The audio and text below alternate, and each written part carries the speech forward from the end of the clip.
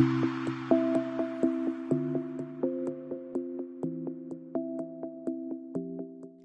I am Tony Russo, and this is Funeral Service Insiders, in case you missed it, for the week ending Friday, May 10th, 2024.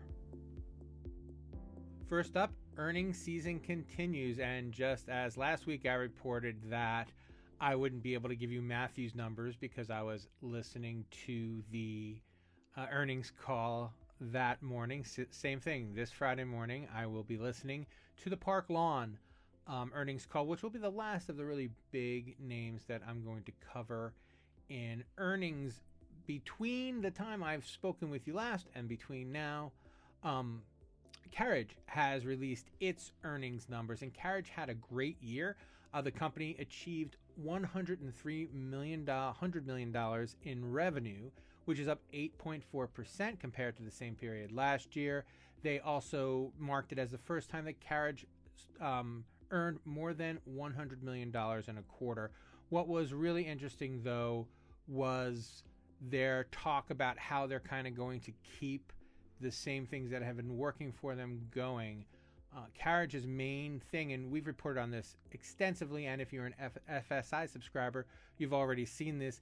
Carriage wants to pay down its debt. It may be over-acquired in the past. Maybe it got caught short when interest rates started making their way up. But whatever the case, they're not doing the kind of acquisitions that they used to do. Instead, they've divested properties that aren't doing as well as maybe they ought, and they're reorganizing the way that they do business. They've got this decentralized approach. Again, all of this is covered in Funeral Service Insider, the newsletter. If you're a subscriber, you can read it there.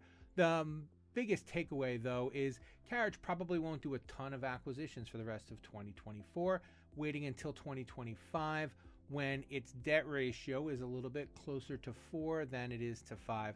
Right now it stands at about 4.75, and they said that they would like to get that number below 4 or at 4 before they start looking at significant acquisitions. Until then, they've got a couple deals in the offing. They're getting rid of a property that is too valuable. The real estate's too valuable to keep it as a funeral home, and they own another funeral home in the market. So they're going to move everything from the one funeral home to the other and divest themselves of that with a real estate sale.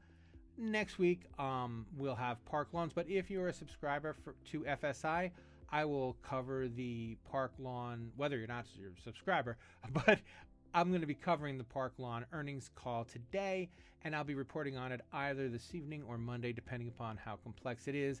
And you'll get that in your inbox if you're a subscriber. If you're not, consider subscribing to FSI. We do a lot of good work. I like to think we do a lot of good work. We certainly do a lot of writing, that's for sure. I've been trying to cover more mortuary school programs and more mortuary school program participants, teachers, lecturers, people who write the books. I want to take a look at the changing nature of people who are going to mortuary school and contrast that with the people who, as always, go to mortuary school. And I saw this really interesting story in a Connecticut newspaper, a feature on Goodwin University's program. Assistant Professor Jesse Gomes, who was a participant in the NFDA's Meet the Mentor program earlier this year, was one of the people featured in the story, and he talked about how he tries to instill in his students that this isn't a regular job. This isn't a get your certificate, earn your paycheck kind of job. It is a vocation and a calling, and if you don't feel called to it, it's not going to help if you just happen to be good at it because of the demands of the job.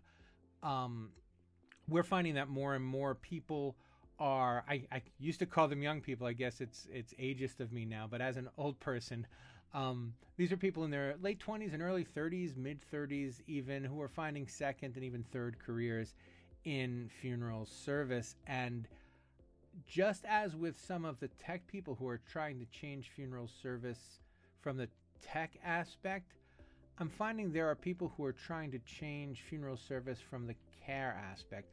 These are people who have become either death doulas or celebrants or are studying thanatology, and they realize that the best way to serve grieving families is to become a funeral director, but they're bringing with them all of these other things that they've learned. And it's really interesting. We're going to have a feature in a couple weeks on a young lady. Again, she's just a regular lady, on a woman who is in her second semester of funeral service, and who is trying to get her license to complete a different path than most of her classmates are. And it's happening a lot, so please keep an eye on that. And of course, if you are in a mortuary school program and you have anything to say, please reach out to me. If you are a mortuary school professor, if you are a mortuary school educator of any kind, if you're writing the textbooks,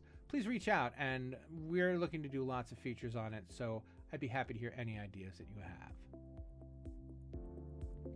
I think it's important to continue to give this disclaimer every time I talk about terramation or human composting, because it's a process that I believe in.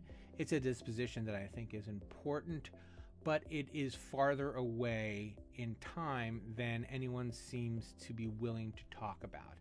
And this is complicated because it's passing in all of these states, and I'm glad that these states are passing it. But unfortunately, I think a lot of times people don't realize that the startup funding is really expensive, and the expansion plans of the few companies who are capable, who have the technology and also the expertise to accomplish this, are few and precious. So I always like to give a little caveat when I'm talking about terramation, because if I sound like I'm against it, I am absolutely not. I'm trying to relate the practical problems that states that keep passing it without having any plan for enacting it are running into. That said, I want to read you this blurb that I found on Dana Grayson of Construct Capital, and that is one of the venture capital companies behind Earth, which is a human composting startup in California. The most interesting part of the story for me is, in addition to its being crunchy green human compost, the other piece of future tech that was a big part of Construct Capital's plan is a company that makes software to count trees faster, so you can do a better job cutting them down. So it takes a piece of forest and it says, okay, this is about how many trees you're going to get, this is how many logs you're going to get. And I love the juxtaposition of, yes, we're going to maybe have compost so we can replant all of these trees that we've so efficiently cut down. That story is in the show notes. I think you'll get a kick out of it. I know I did. Finally, in a story that I'm calling Stupid Is As Stupid Does, we see that the cannibalism scare from Idaho is making the rounds and has become morning radio show fodder, which, for better or for worse, when someone does something really blatantly and intentionally ignorant, I think it's important that we don't pretend that anybody could possibly be that dumb, and they're trying to undermine whatever they're trying to undermine because they're scared. And we don't need another rant from me about NIMBYs. I'm sure that we'll have one in the very near future. We called out the Minnesota State Senator Jason Rarick earlier, actually I think it was last year, because he was worried that if they allowed green burial, it would attract wolves who would dig up the cemetery and eat the bodies. So he banned it in the state. He banned it in the state, and the state let him.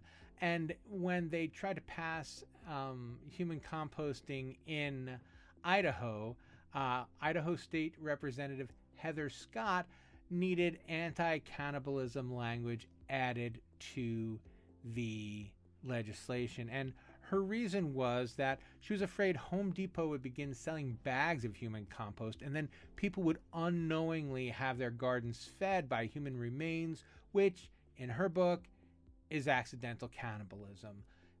I mean, I'll leave it there. I was thinking today that one of the reasons politics has kind of become the way it's become is because the rest of us just have better things to do, and unfortunately we've left it to all of the wrong people. But that is my stupid is as stupid does story. That will do it for this week. Thank you so much for watching and or listening. If you would like to subscribe, please do so either on our YouTube page, or you can subscribe to FSI The Podcast, where every other week we do a deep dive interview in addition to these weekly news reports. And that's all that I have until next week. Thanks.